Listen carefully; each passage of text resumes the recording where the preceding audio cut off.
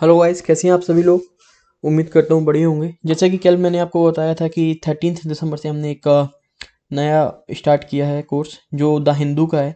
Daily the Hindu के जो भी इंपॉर्टेंट आर्टिकल्स हैं वो आपसे डिस्कस किए जाएंगे। उसी के उसमें आज जो 14 दिसंबर है उसी के रिलेटेड आज आर्टिकल्स को हम डिस्कस करते हैं जो भी द हिंदू में। आज आप द हिंदू का न्यूज़पेपर देखेंगे तो उसमें एक ही आर्टिकल है पढ़ने के लायक।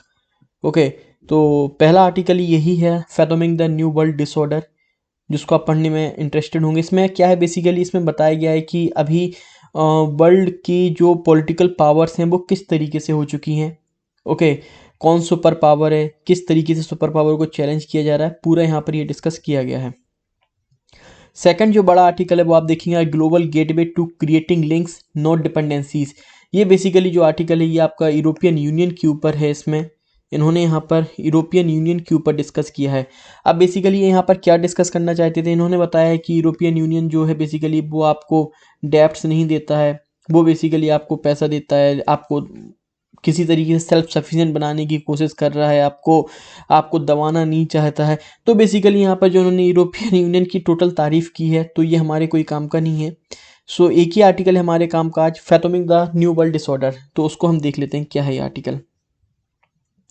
इस आर्टिकल में आप देखें, इस आर्टिकल में ऑथर ने यहाँ पर बेसिकली क्या इसमें क्या बताया गया कि नया जो वर्ल्ड ऑर्डर है वो कैसा है और अमेरिका को इस समय क्या क्या चैलेंज आ रहे हैं। तो बेसिकली यहाँ पर इन्होंने अमेरिका की चैलेंजिंग के लिए ही लिया बात की है। क्या अमेरिका अभी भी एक वर्ल्ड पावर है, सुपर पावर है।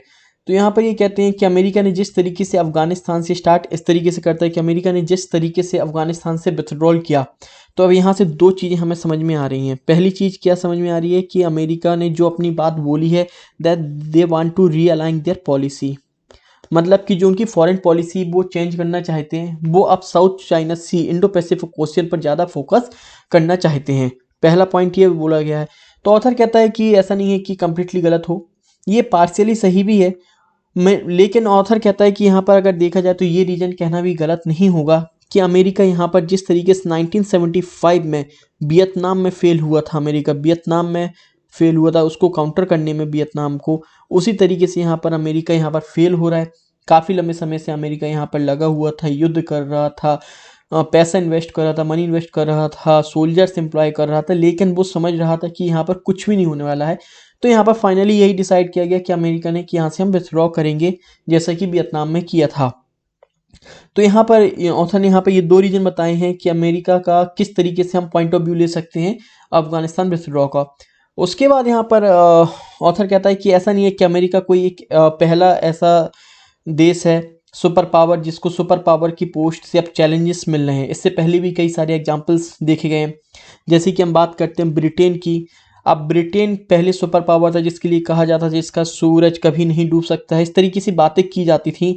लेकिन सेकंड वर्ल्ड वार के साथ ही वहाँ पर ब्रिटेन की जो सुपर पावर थी वो ख़त्म हो गई थी। ओके, उसके बाद हम फ्रांस की बात करते हैं। तो जब स्विच क्राइसिस हुआ 1956 में, जब फ्रांस स्विच क्राइसिस हुआ, फ्रांस और ब्रिटेन ने जो स्विच कैनाल के ऊपर जो जिस तरीके से उन्होंने अपनी सेना वगैरह वहाँ पर डाल रखी थी, तो यूएस और यूएसएसआर ने यहाँ पर बीच में आके उन्हें मतलब झाड़ा, आप ऐसा नहीं कर सकते। तो वहाँ से फ्रांस और यूके की कंप्लीटली पावर्स ख़त्म हो चुकी थी।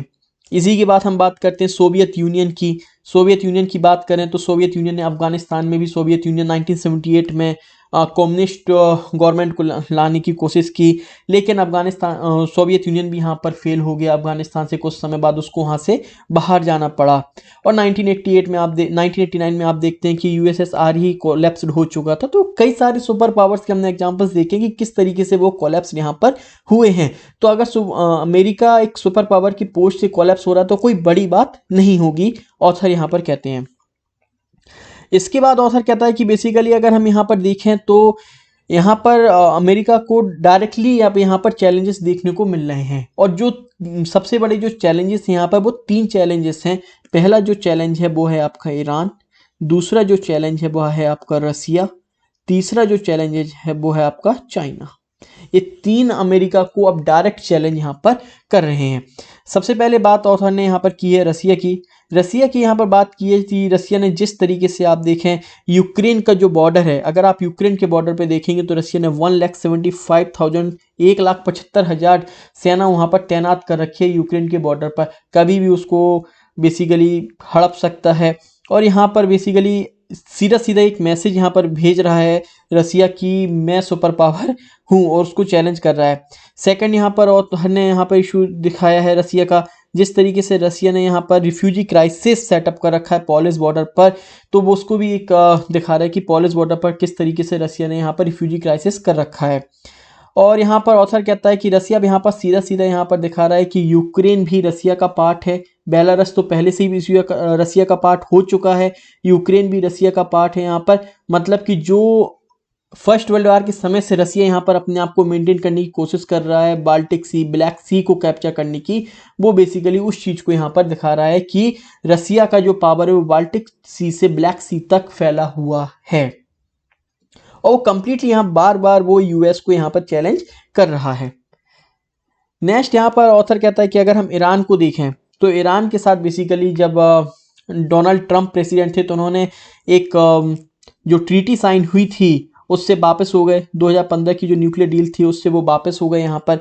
तो अब फिर उन्होंने बात करने यहाँ पर बंद कर दिया ईरान से। अभी जब बाइडेन आए हैं तो बाइडेन यहाँ पर जो बाइडेन एडमिनिस्ट्रेशन है वो ईरान से बात करने की कोशिश कर रहा है, लेकिन वो कह रहे हैं कि हम सारे न्यूक्लियर जो भी यहाँ पर बेसिकली सैंक्शंस वगैरह लगा रखे हैं वो सारी चीज़ें ख़त्म करेंगे अगर ईरान यहाँ पर बेसिकली जो न्यूक्लियर एनरिचमेंट प्रोग्राम को अपना बढ़ावा दे रहा है उसको ख़त्म करता है।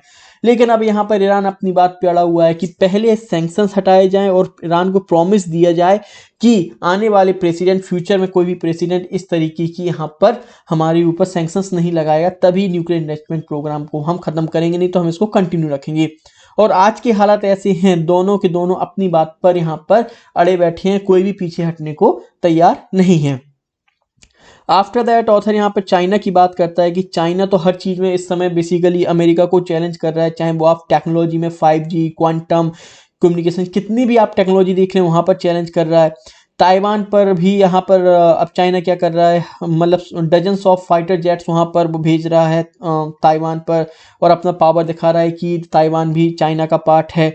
तो इस तरीके से अभी बेसिकली क्या हो रहा है, अब यूएस यहाँ पर इंडो पैसिफिक क्वेश्चंस में अपना इन्फ्लुएंस बढ़ाने की कोशिश कर रहा है, जैसे कि वो ऑकर उसने एक किया ऑस्ट्रेलिया, यूनाइटेड किंगडम और यूएस के साथ यहाँ पर बेसिकली एक पार्टनरशिप दिखा रहा है कि उसको काउंटर करने के लिए चाइना को। लेकिन चाइना यहाँ पर किसी भी तरीके से दब नहीं रहा है यूएस से और कंटिन्यूसली यहाँ पर चैलेंज दे रहा है। तो अब ऑथर यहाँ पर बेसिकली ये कहता है कि यहाँ पर प्रॉब्लम आ किसको रही है, अगर प्रॉब्लम हम देखें प्रॉब्लम आ किसको रही है, प्रॉब्लम सबसे बड़ी प्रॉब्लम टफ चॉइसेस क्रिएट हो चुकी हैं यहाँ पर अमेरिका के लिए। अब अमेरिका के लिए टफ चॉइसेस कैसे क्रिएट हो चुकी हैं, जैसे कि हम बात करें कि रसिया ने 2014 में क्रीमियन को एनेक्स किया था, ठीक है।